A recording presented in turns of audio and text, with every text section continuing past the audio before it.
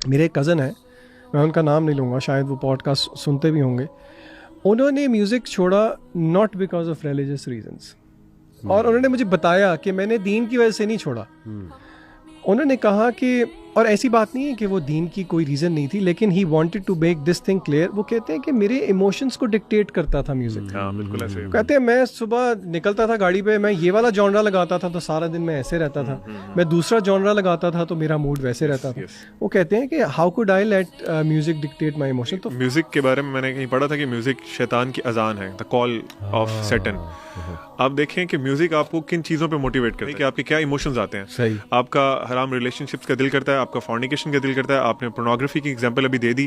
Music सुनने के बाद आपको कोई नेकी का काम तो ज़हन में नहीं आता ना, कि मैं किसी की मदद कर दूं, मैं कोई अच्छा काम कर लूं, नमाज पढ़ लूं।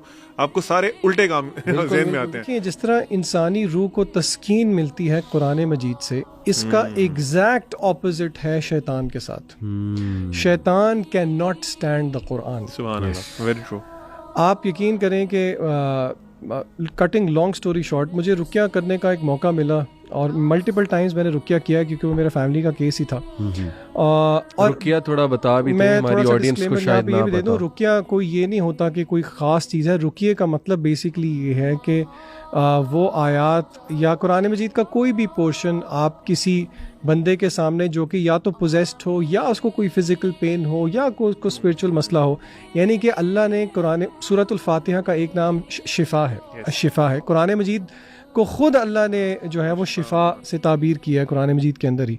तो उसको रिसाइट करने को रुकिये का एक्ट कहते हैं, और वो अल्लाह की इजाज़त से अगला बंदा हील हो जाता है। दिस इज़ व्हाट रुकिया इज़। अच्छा, जो शयातीन है वो रुकिया और आज़ान और इकामत वो ये बर्दाश्त नहीं कर सकते। और आप यकीन करें, रुकिया करते हुए मैंने दो चीज़ें बहुत प्रोफाउंड देखी। नंबर वन, रुकिया करते हुए मैंने जो मेरे सामने जो केस था उसमें पोजेशन हुई हुई थी, जो हाथों के साइंस थे अली भाई, वो सारे वो थे जो कि म्यूजिशियंस करते हैं। अच्छा। यानी कि टू माय सरप्राइज उसमें से अक्सर साइंस मुझे नहीं पता थे, और जब मैंने आके बताए तो मुझे पता लगा ये तो म्यूजिशियंस के साइन हैं। And she was an elderly lady. She was an elderly, जो म्यूजिक शायद वो उस तरह नहीं से, वो उनका म्यूजिक से दूर दूर तक का कोई ताल्लुक नहीं था। और आप इस चीज़ से ऑडियंस रिलेट करे, ये रिसेंटली पिछले साल में जो कॉन्सर्ट्स हुए हैं, आपको पता है, जो ज़िया भाई भी बहुत कोट करते हैं, जिसमें ये पूरे उन्होंने सैटेनिक रिचुअल्स किए थे। अच्छा, और दूसरी बात जो मेरे लिए प्रोफाउंड थी, वो कुरान मजीद की तासीर थी।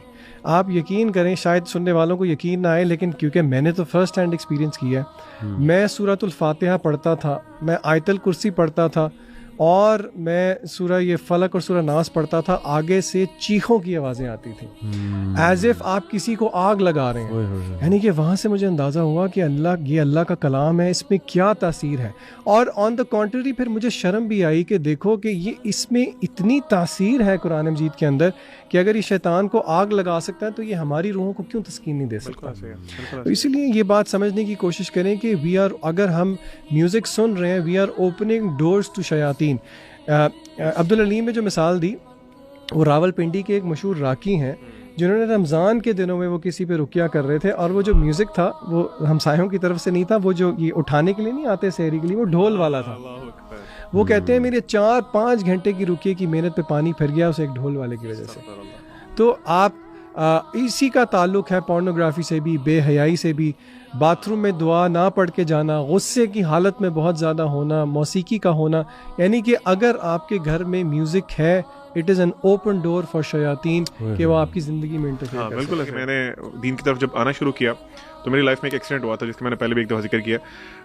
तो मैं जुम्मा पढ़ने के लिए गया था एक मस्जिद में, जो कि उस अल्लाह माफ़ करे उससे पहले मैं नहीं पढ़ता था रेगुलरली, और मैं मस्जिद के बिल्कुल लास्ट जो जहाँ जूतियाँ नहीं पड़ी होती वहाँ बैठा हुआ था। इस टाइम पे गया था, अस्तगफिरुल्लाह।